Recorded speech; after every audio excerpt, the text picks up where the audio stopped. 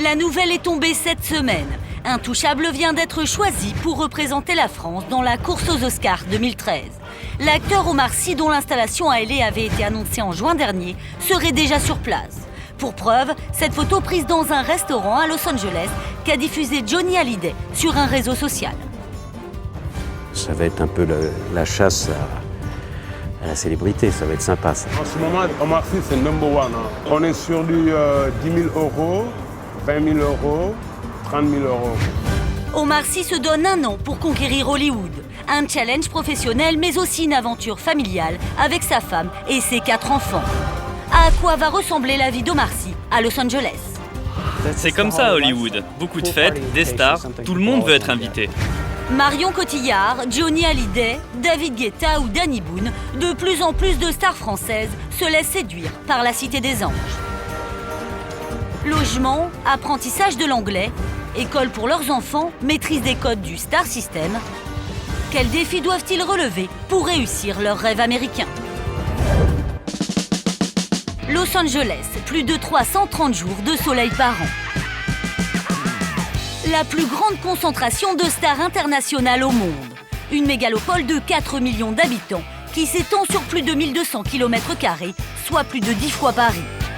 Se déplacer ici peut prendre des heures, alors choisir le bon quartier pour sa résidence est primordial.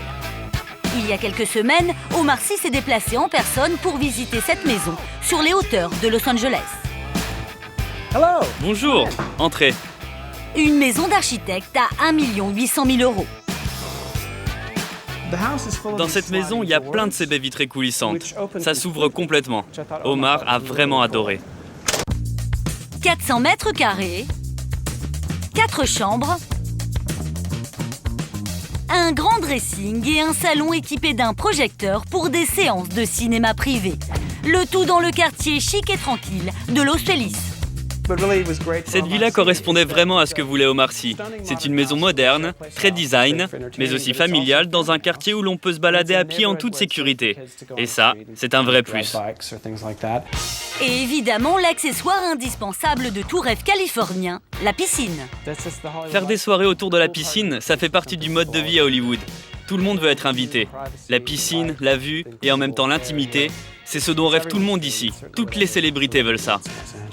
Mais l'acteur, père de 4 enfants, a trouvé les chambres de cette maison trop exiguës. Il ne l'a donc pas retenu. Pour trouver la maison de ses rêves, Omar Sy a mobilisé toute une armée d'agents immobiliers.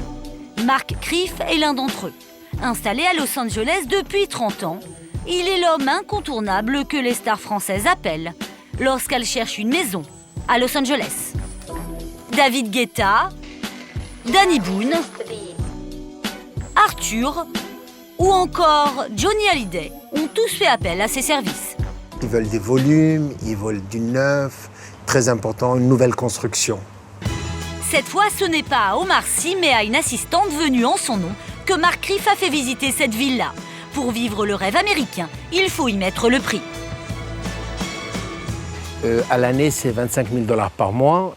Et pour les périodes d'Oscar, pour l'été, c'est 40 000 $ par mois. Il fallait au moins 5 chambres à coucher, puisqu'il a 4 enfants, j'ai compris, mais aussi 2 chiens, et que la maison soit privée, surtout autour de la piscine.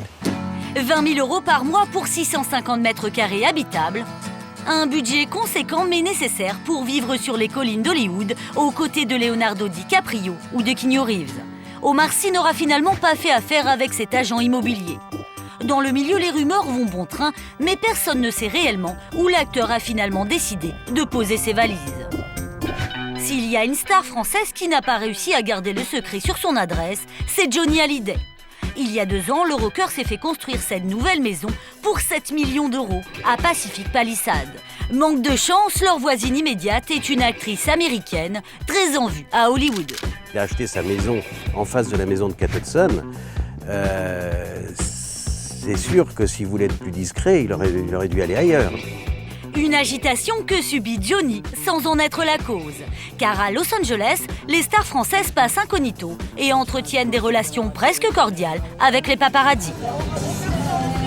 C'est gentil, ça serait plutôt à nous de vous l'offrir. Ouais, exactement. Joe est paparazzi dans la Cité des Anges depuis 15 ans. Et il a un beau palmarès à son actif. Johnny et Laetitia, Arthur et Danny Boone.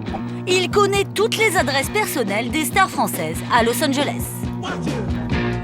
Là, on va chez le Gad Elmaleh. Il est là. Donc là, il faut que j'aille mollo. Enfin, je veux juste passer pour voir si j'entends des voix ou des trucs. L'acteur ne réside ici que quelques mois par an, dans cette maison au bas des collines d'Hollywood, juste derrière Sunset Boulevard. Ici, il y a Paris Hilton, qui a une maison ici. Il y avait même Shakira qui habitait juste là. Ouais, il y a du monde, quoi, c'est Hollywood. C'est les Hills, hein, c'est leur standing. Ouais, ils sont toujours là où il y a les stars, donc c'est cool. Si aujourd'hui la maison a l'air inoccupée, Joe a déjà eu l'occasion de prendre des photos de Gad Elmaleh. Si, on voit Gad Elmaleh parce qu'il est allé dans ce truc fast-food américain sur Sunset, quoi. J'ai fait mes photos tranquilles et ça se voit, le mec, il est hyper tranquille. Tu vois, il a le sourire, non? Loin de la pression médiatique française, les stars peuvent ici vivre comme tout le monde. Juste après le succès des Ch'tis il y a 4 ans, Danny Boone et sa femme sont venus s'installer à Los Angeles, dans cette maison, près de chez Johnny Hallyday. Si l'adaptation américaine de son blockbuster est au point mort, l'acteur et sa famille ne semblent pas pressés de rentrer.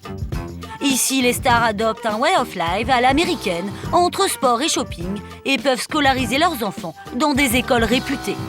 Et en cas de mal du pays, elles retrouvent un goût de France dans de nombreux restaurants, comme ici, à Pacific Palisades. Le croissant au beurre et le pain au chocolat. Alain Giraud est un pâtissier installé à Los Angeles depuis 25 ans. Son restaurant est situé à 2 pas de chez Arnold Schwarzenegger. Ses plus fidèles clients sont évidemment Monsieur Hallyday et Laetitia qui viennent très régulièrement ici, ils habitent juste à côté. Et leurs 2 petites filles, là, ils venaient chercher tous les matins. Ils venaient prendre 2 croissants, 2 pains au chocolat et une baguette pour leur lunchbox, comme on appelle ici. Mais si vivre à Los Angeles est un rêve accessible à toutes les stars françaises, y faire carrière est une gageure. Première étape, décrocher un agent. Omar Sy a ainsi pris le même que Johnny Depp. Ensuite, perfectionner son anglais. L'acteur d'Intouchable aurait déjà contacté Tania Blumstein, la coach de Jean Dujardin. Kelly Reiter est un professeur d'anglais très apprécié des acteurs français. Mets ta main sous la gorge et dis... En fait, on fait travailler un autre muscle, la glotte, là, juste là. Écoute.